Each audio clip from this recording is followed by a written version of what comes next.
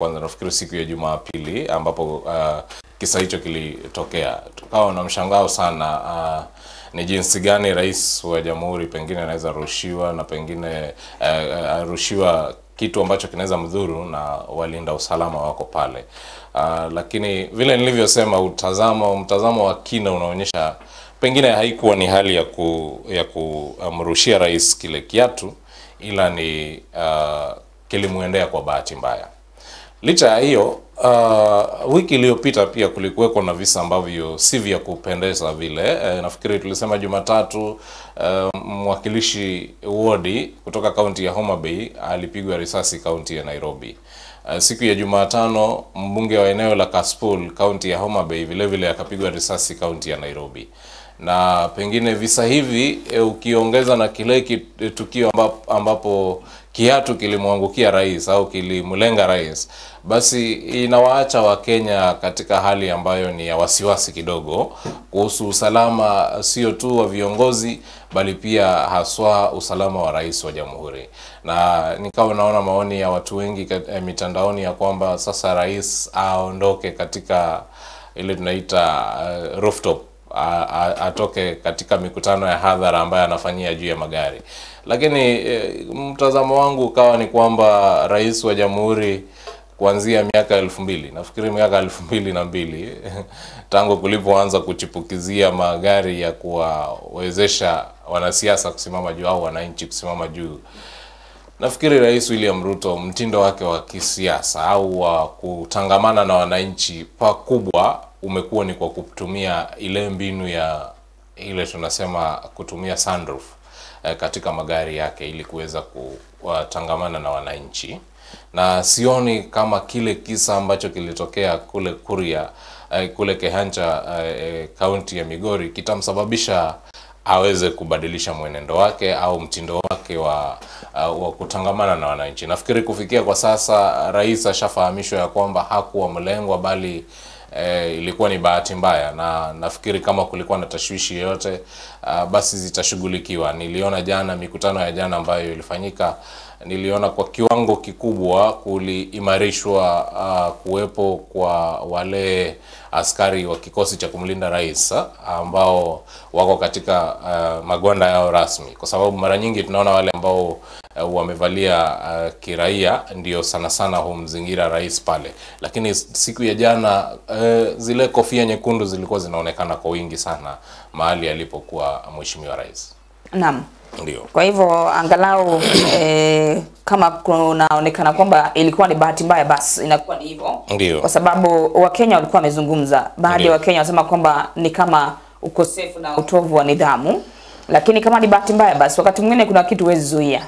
Ndio, kuna mambo mengine ambayo hufanyika. Nafikiri kama mwelekezi anaweza pata kipengele hivi, nafikiri ni nimejaribu kumwekea mahali. Kama anaweza kipata, tunaweza iangalia kwa kina. Uone kwamba nafikiri kulikuwa na mahali ambapo pengine si utovu wa nidhamu vile, lakini ni kwa bahati mbaya. Lakini vile vile jinsi nilivyosema, nafikiri kama Wakenya bado tuna tashwishi na hali ya usalama sio tu ya viongozi peke yake bali pia kwa wananchi, kwa sababu tulishuhudia vile vile wiki iliyopita katika kaunti ya Narok pale kukiwa na mauaji, eneo la Baringo kawa na malalamishi ya mauaji vile vile.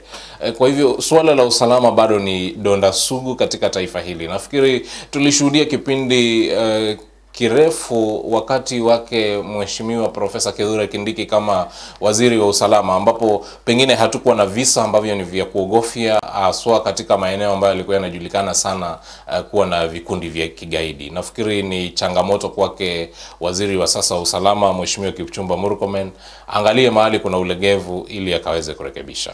Na wajua tayari kuna baadhi ya malalamishi na kusema kwamba pengine anafaa kuondolewa katika ile nafasi, manake Wakenya baadhi ya Wakenya wanahisi kama hatekelezi wajibu wake vile ambavyo inatakikana katika Wizara ya Usalama wa Ndani. Wakenya ndio wana ile ambayo tunaita marking scheme ya viongozi wa taifa la Kenya. Kwa hivyo maoni ambayo yanatolewa na Wakenya yanafaa kuzingatiwa, ingawa pengine tunaweza kusema kwamba mheshimiwa Kipchumba Murkomen hajikuwepo katika wizara ile kwa muda mrefu. Pengine bado anajaribu kujifunza moja mbili katika wizara ile, na kwa sababu Mheshimiwa Profesa Kithure Kindiki bado hapo serikalini, ana nafasi nzuri ya kuweza kumuuliza ni wapi alivyokuwa akifanya nini ili kuhakikisha kwamba ameweza kukabiliana na vikundi vya kijangili na vile vile kuimarisha usalama nchini.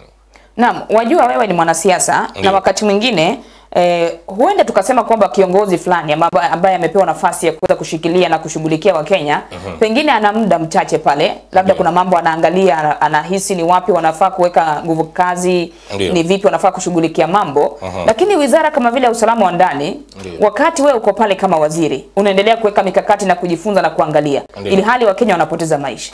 Unadhani nini kinafaa kufanyika? Ni changamoto, lakini nasema kwamba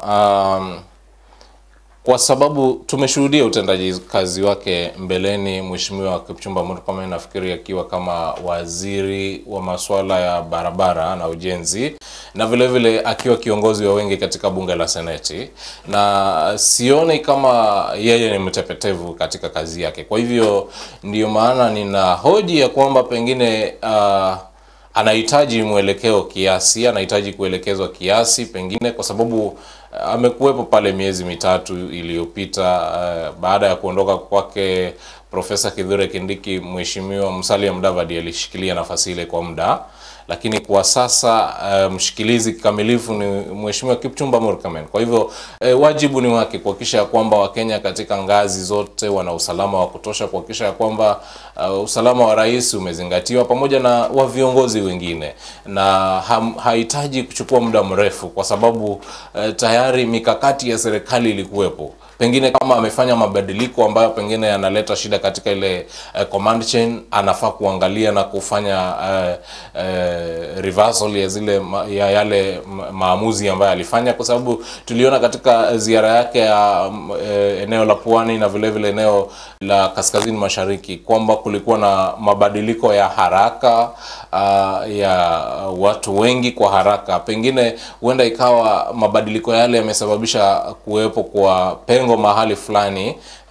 pa kufanya uamuzi, na pengine ukasababisha masuala haya ya usalama kwenda chini. Kwa hivyo kufikiria kwangu ni kwamba ana nafasi ya muda usio mrefu ya kuweza kuhakikisha kwamba kila jambo linafanyika kwa njia inayofaa.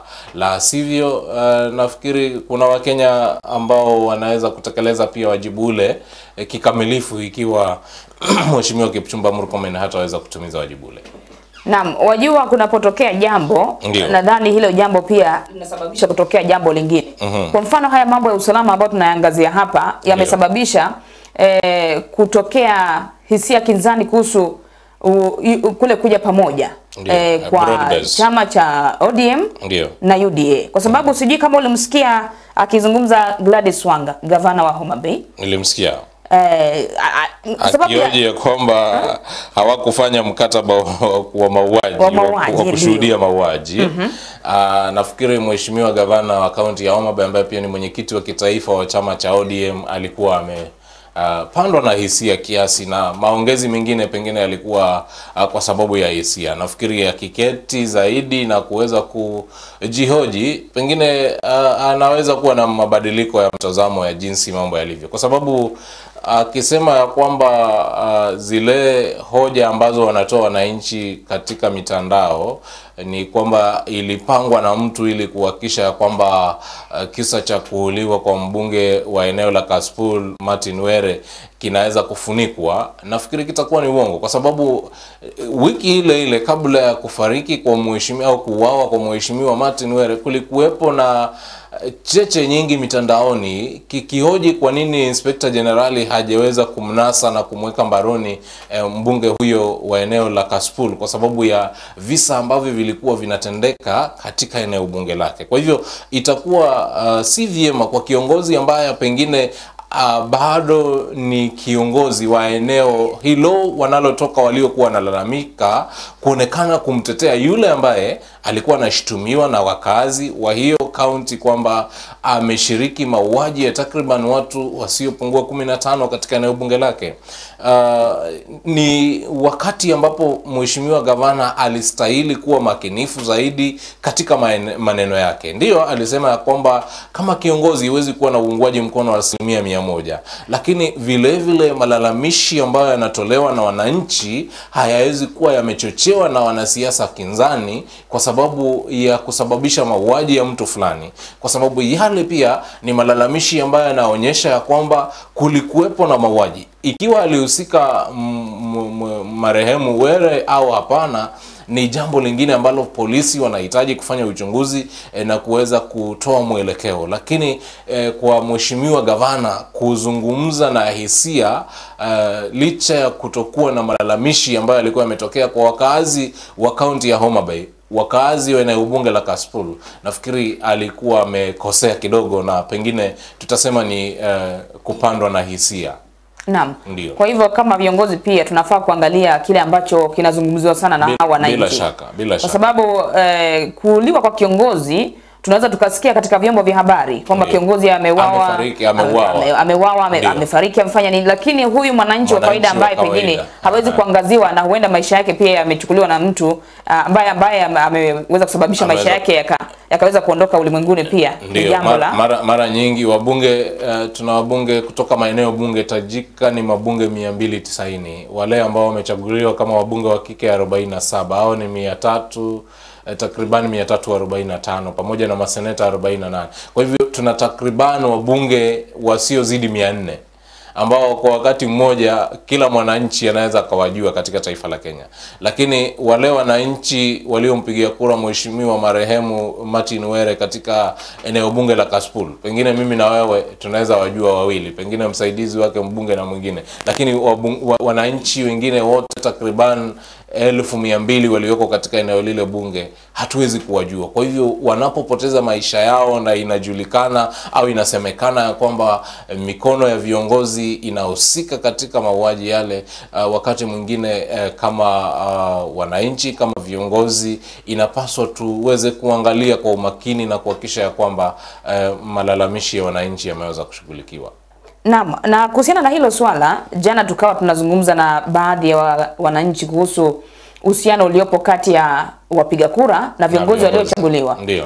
Ukaangalia kwamba ule usemi wao kwa 85% hadi 90%. Ndio. Wakenya sasa ambao ni wapiga kura uhusiano wao na viongozi si mzuri. Ndio, ni kweli kabisa, na ni jambo la kusikitisha ya kwamba miaka 2 au 2.5 baada ya uchaguzi mkuu, viongozi wanaonekana kuwa mbali sana na wananchi, na ndiyo sababu nafikiri inafanya wakati mwingine gharama ya uchaguzi katika taifa la Kenya inakuwa juu sana, kwa sababu viongozi hawa itakapofika mwaka 2027 watarudi kwenye kikapu na kuzoa hela ili kuja kuwahonga wananchi ili wapigiwe kura tena kwa awamu nyingine, kwa sababu tayari wanajua ya kwamba uhusiano wao na wananchi umeharibika.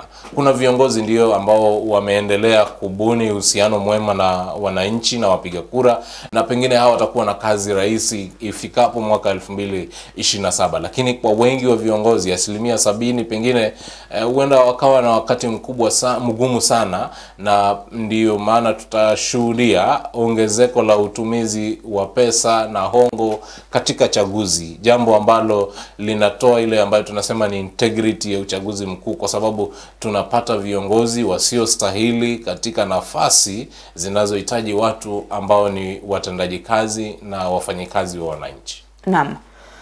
Tuangazie kidogo hili swala la hazina ya NG-CDF. Ndio. Nadhani kwamba sasa hivi katika maeneo bunge wakazi wanatoa maoni yao kuhusiana na ile hazina. Ndio. Na wengi wamesema kwamba ile hazina imewafaa. Ndio. Wengi wamesema kwamba iendelee kuwepo. Sijui tulikuwa tumeshaiangazia juma lililopita. Ndio. Lakini kwa sasa kila kitu kinazungumziwa ni kuhusu NG-CDF. Wewe mtazamo wako bado ni upi?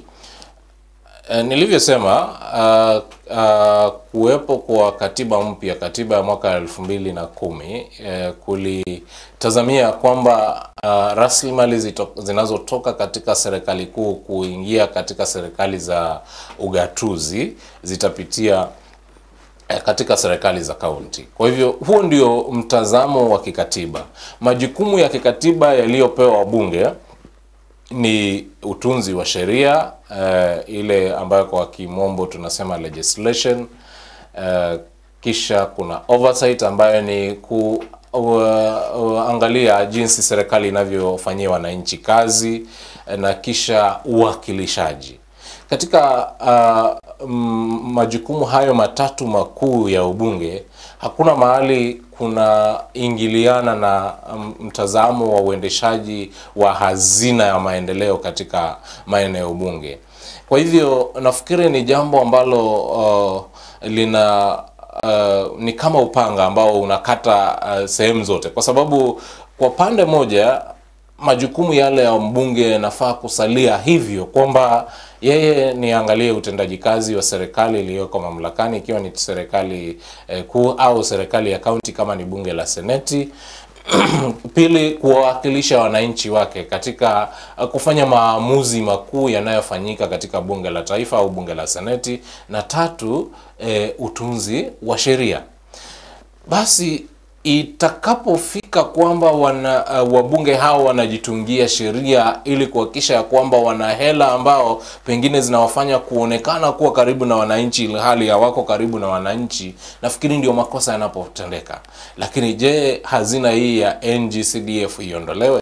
Kulingana na mimi, kama wanavyosema wengi wa Wakenya, ni kwamba ikiwa kuna pesa za moja kwa moja ambazo zimetoka katika hazina kuu kuenda katika au kuwafaidi wananchi wa kawaida, zile ambazo pengine zinamfikia mwananchi wa kawaida au miradi inaonekana kwa kikamilifu zaidi, ni miradi ambayo inafanyika kupitia kwa hazina ya NG-CDF. Kwa hivyo nafikiri kunahitajika mchakato mwingine wa kuona jinsi gani hela hizi zitakavyo lainishwa na katiba ili kuhakikisha kwamba yale ambayo yanafanyika ni kwa mujibu wa katiba ya nchi, kwa sababu ilivyo kwa sasa inaonekana kuwa ni kinyume cha katiba kwa mgao huu wa NG-CDF kuendelea kuwepo. Na pengine usimamizi uondolewe kabisa kutoka mikononi mwa wabunge. Hayo ni maoni yangu, kutoka mikononi mwa wabunge. Pengine wabunge wabaki tu kama wanakamati au waelekezi kidogo katika miradi ambayo inahusika.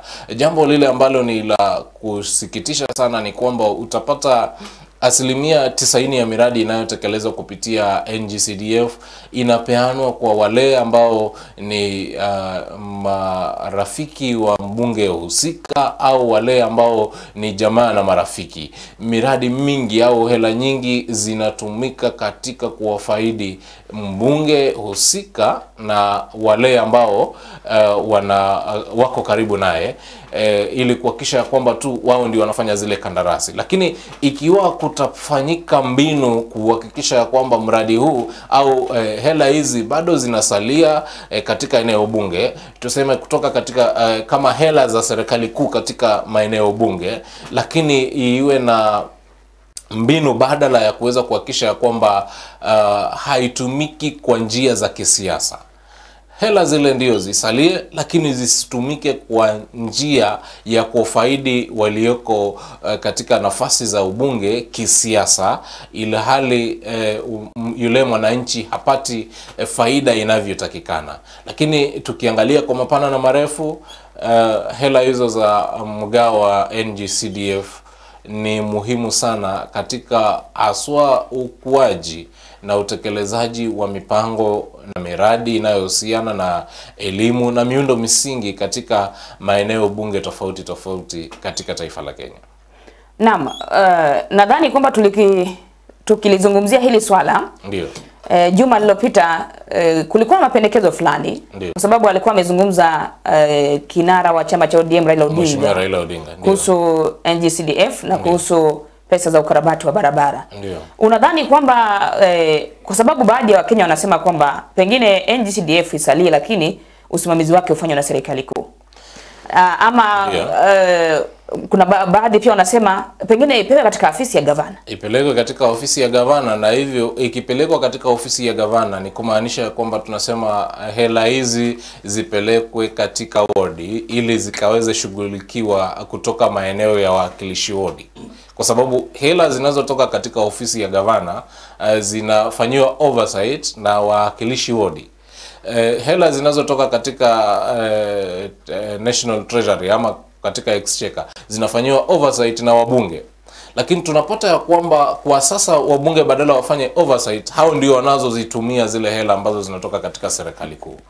Hapo ndiko kuna mkanganyiko kidogo. Kwa hivyo pendekezo ya kwamba zipelekwe katika ofisi ya gavana, pengine mgao ule usalie, kila eneo bunge linapewa mgao wake, tuseme wa shilingi milioni 150, lakini kisha hela hizi ziende katika ofisi ya gavana na kugawia kwa maeneo wodi husika katika zile eneo bunge. Ijulikane ya kwamba huu ni mgao wa eneo bunge la Kandui, ni takriban shilingi milioni 165. Hizi milioni 165 zikaweze kugawanywa kulingana na wingi wa watu na miradi ya miundo msingi katika pamoja na katika maeneo ya wodi zile 8 ambazo zinawakilishwa katika eneo bunge la Kandui. Nafikiri huenda ikawa italeta pia kuhakikisha kwamba rasilimali hizo zimetumika kikamilifu na kwa faida ya jamii pana zaidi katika maeneo bunge. Ni moja ya mtazamo. Mwingine ni kwamba isalie katika serikali kuu. Lakini je, ikisalia katika serikali kuu, ni nani ambao watakao kuwa wanahusika moja kwa moja katika utekelezaji wa miradi katika maeneo bunge? Nafikiri hayo ndio maswali ambayo pengine tunazidi kujiuliza. Kwa sasa tumesema ya kwamba ndio kuna ile board ambayo inahusika na kuweza kushughulika au kulinda rasilimali za NGCDF, lakini mbunge wa eneo husika anaonekana kama kinara au patron katika eneo hilo, na ana usemi mkubwa sana wa ni miradi yapi yatakayofanyika katika maeneo gani. Nafikiri ya kwamba pengine kuenda mbele, ikiwa itasalia katika serikali kuu, ile bodi ambayo inahusika na rasilimali za NGCDF ikaweze kupewa mamlaka zaidi. Yule anaitwa nani, yule manager, fund manager katika eneo bunge na vile vile katika region fulani, wakaweze kupewa mamlaka zaidi ya kuhusika na zile hela, na wakaweze kupewa tuseme kazi ya wale wanasiasa wa bunge na wakilishi wadi iwe ni kuwasilisha mapendekezo ya miradi kwa ile bodi, na kisha kuacha bodi zile zifanye uamuzi kwa kuzingatia kuwepo kwa rasilimali na maeneo yanayotoka au yanayotazamiwa kufanyika miradi ile, ili kuhakikisha ya kwamba hawafaidiki wale wabunge, bali wananchi wasalie kufaidika na miradi inayohusika. Ikiwa wanasema ya kwamba inatumika pengine katika ile kutoa basari, isiwe ni kwa sababu wewe ni rafiki wa mbunge ndio upate ile basari, kwa sababu tunaona ya kwamba utapata wale ambao wanahitaji sana hela hizi za basari hawafaidiki nao kwa sababu hawezi mfikia mbunge, lakini wale ambao ni marafiki, wale ambao ni wako katika ile kamati ya uongozi wa mbunge wanafaidika na hela nyingi, sio hata zile kile kiwango ambacho kimewekwa. Unapata ya kwamba wanapewa zile special bursaries, wanapewa mambo mengine ambayo yanawafaidi kwa kiwango kikubwa, ili hali yule mwananchi, yule mwanafunzi ambayo pengine alihitaji hela hizi sana hafaidiki nazo. Naam, nadhani kwamba ni swala la kuangaliwa na kuangaziwa kwa undani. Ndiyo. Kwa sababu limekuja tu baada ya lile swala la masuala ya ufadhili wa elimu katika shule ya msingi, shule ya upili na hata taasisi za elimu. Ndiyo. Kulikuwa na ule mvutano pia kati ya magavana na msimamizi wa bajeti Margaret Nyakango. Ndiyo. Kwa hivyo ni mambo ambayo yanakuja. Najua kwamba ni swala ambalo pia nimesema kwamba kukitokea na swala moja linasababisha swala lingine kuchipuka. Kwa hivyo hayo mambo ya hazina ya NGCDF, mambo ya basari kwa shule pia sasa hivi ukiangalia utakuta kwamba wanafunzi wengi wanaenda shuleni wanarejeshwa nyumbani. Kuna baadhi ya wanafunzi nilikuwa nasema nao, wanafunzi wakisema kwamba walipofika shuleni mwalimu aliwaambia kwamba pesa ya serikali ya kufadhili elimu haijatolewa. Kwa hivyo rudini nyumbani kwa sababu shule hakuna kitu kitaweka pale. Shughuli ya masomo haiwezi kuendelezwa bila pesa zozote shuleni. Kwa hivyo wanafunzi wengi wako nyumbani, wanaenda shuleni, wanarejeshwa nyumbani. Kuna sekta muhimu ambazo serikali haswa ugavi wa rasilimali wa kitaifa unafaa kuzingatia sana. Mojawapo ni uendelezaji wa shughuli za elimu nchini. Nina uhakika 100% kwamba ile sekta ya usalama, ile ya ulinzi, hela zao zinawasilishwa kwa wakati unaofaa, na nguzo muhimu wa taifa la Kenya ndio usalama, ukiwemo ndani sekta ya afya na vile vile kuwepo kwa shughuli za elimu na pia miundo misingi. Kwa hivyo wakati serikali inapofanya au inapotoa hela za matumizi ya moja kwa moja ya serikali, inafaa kuzingatia kwamba shughuli muhimu ya serikali ya taifa la Kenya ni kuhakikisha kwamba tuna wanafunzi au watoto ambao siku zijazo watakuwa katika nafasi ya kuendesha taifa la Kenya kwa njia inayofaa. Kwa hivyo sekta ya elimu inafaa kupewa kipaumbele katika shughuli za ugavi wa rasilimali za kitaifa, jambo ambalo katika miaka ya hivi punde tumeshuhudia kwamba haijapewa ule umakinifu unaofaa. Ni changamoto kwa serikali ya kitaifa kwamba kila wakati tunapotazamia ufunguzi wa shule zina mapumziko wa takriban wiki 3. Wiki ya kwanza serikali ina nafasi ya kuweza kujipanga ili inapofuata wiki ya pili basi ikaweze kuweza kuachilia zile hela ziende katika shule, ili wanafunzi wanaporudi kusiwe na changamoto ya kwamba hakuna jinsi ya kuweza kuwakimu pale shuleni na kusababisha hao kurudishwa nyumbani. Naam, asante. Pengine tumalize kauli yako ya kuweza kumaliza kile ambacho tumeangazia leo kwenye hali ya taifa kwenye staftahi, unasema vipi? Bado tunamuona Mheshimiwa Rais katika ziara ya eneo la Nyanza, haswa Southern Nyanza, eneo la Migori. Nafikiri sijui kama ataelekea kaunti zingine za Nyanza, kwa sababu tunatarajia yeye kuwepo tena katika kaunti ya Homa Bay kuanzia wiki ya mwisho ya mwezi Mei mpaka tarehe 1 mwezi Juni, wakati atakapokuwa katika shughuli za maadhimisho ya madaraka.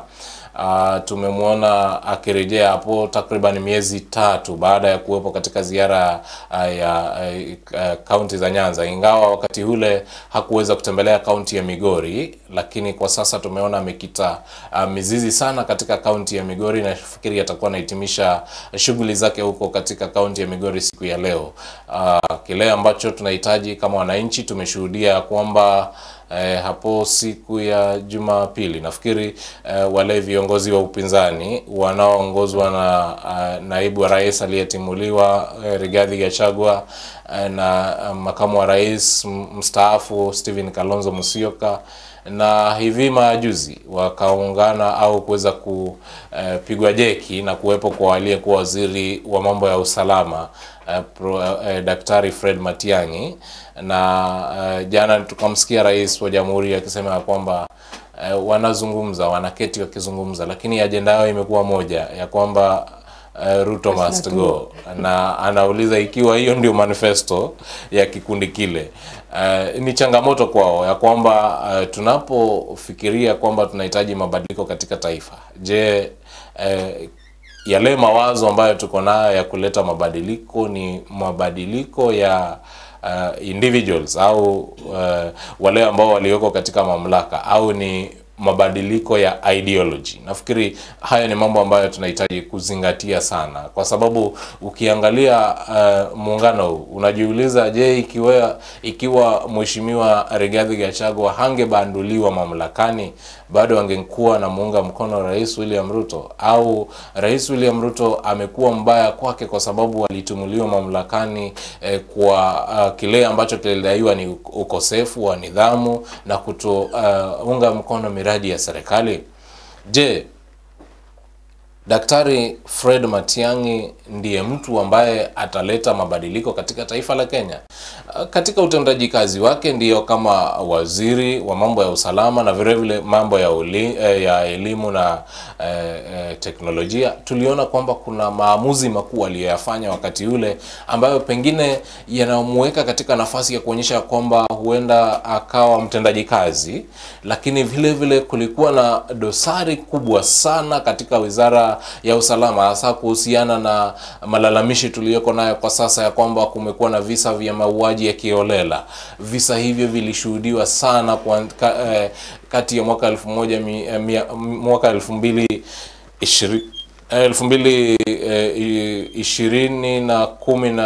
2018 na 2022 kulishuhudiwa sana visa vingi vya watu kupotea kiholela. Je, ikiwa alikuwa katika ile nafasi wizara ya usalama, je, mambo haya yataangamizwa akiwa rais au yataongezeka? Je, mtindo wake wa uongozi ni tofauti na mtindo wa Daktari William Ruto au ni mtindo sawia? Kulingana na mimi, watu hao wawili ni watu ambao pengine wanaonekana kuwa na mfumo mmoja wa uongozi au utawala, ya kwamba ni wale ambao kwa kiwango kikubwa wanazingatia utoaji wa amri ili kutekelezwa kwa shughuli za serikali. Tofauti na pengine alivyokuwa Mheshimiwa Mwai Kibaki, ambaye yeye aliwapa majukumu watu katika nyanja mbalimbali na kutazamia kwamba watatekeleza majukumu yao na kuwajibika kwa Wakenya moja kwa moja, na pia kwake kama rais, sio ilivyo kwa sasa. Kwa hivyo nafikiri ni mambo ambayo tutazidi kujiuliza maswali tunapokaribia haswa uchaguzi mkuu wa mwaka 2027. Tunahitaji mabadiliko katika mrengo unaozinduliwa au tunahitaji mabadiliko ya jumla katika uongozi wa taifa la Kenya? Je, kikundi kile tulivyouliza wakati uliopita ni kikosi ambacho kina ari, azma, nguvu na uwezo wa kumngatua Rais William Ruto? Nafikiri kwa sasa tulivyosema bado ni mapema. Tunahitaji kuona mkono wa Rais mstaafu Uhuru Kenyatta uko wapi, kuona mkono wa kiongozi wa chama cha ODM Mheshimiwa Raila Odinga uko wapi. Utakuwa na usemi sana katika uchaguzi mkuu wa mwaka 2027. Kwa hivyo kuwatakia viongozi kila laheri wanapozidi kujifahamisha kwa wale ambao wanatafuta nafasi za uongozi kwa wananchi, lakini vile vile kuiombea serikali ya Mheshimiwa William Ruto kila laheri wanapozidi kuwatumikia wananchi wa taifa la Kenya, kwa sababu jukumu lake kuu ni kuwatumikia wananchi wa taifa la Kenya, na hao ndio ambao wameshikilia ile tunaita marking scheme. Ikifika 2027 watamuuliza rais, ulituahidi ya kwamba utafanya hili na hili na hili, tumeona umefanya 1 2, lakini haujafika nusu au umekamilisha, au umefika 50%, tunakupa nafasi nyingine, au haujafika 50%, tunakuomba ukapumzike. Yatakuwa ni maamuzi ya wananchi wa taifa la Kenya tarehe 10 Agosti 2027. Naam, asante. Hapo ndo tunaweka kikomo kwenye masuala ya hali ya taifa, tukiwa naye mgeni wetu ambaye tunakuwa naye kila siku ya Jumane na Ijumaa, mara nyingi kuangazia masuala katika hali ya taifa, ili kuweza kuona kwamba tunakuwa pamoja nawe. Manake nadhani kwamba kule mashinani wa Kenya haya ndio wanazungumzia, na wakati mwingine wanapenda kupata mambo ambayo yamezungumziwa na kuangazia kwa undani zaidi, kwa sababu ya uelewa na kuleta ule uwiano kati ya viongozi na wapiga kura na wananchi, na uelewa na kuona kwamba kila mmoja basi ni mwanadamu tu, ana mapungufu kidogo, lakini kuelewa na kumpiga support kiongozi aliye mamlakani ili amalize hatamu yake ya uongozi. Ndio. Asante sana. Asante. Asante Bwana Julius. Kwa hivyo mtazamaji, usiende mbali, manake awamu ya pili ya Staftahi inakujia, tupate usemi wa viongozi wa kidini katika masuala ya taifa. Usiende mbali. Mimi naitwa Winnie Wanyonyi, mgeni wetu ni Bwana Julius Masinde, mwelekezi wetu upande wa pili ni Kelvin Kibet.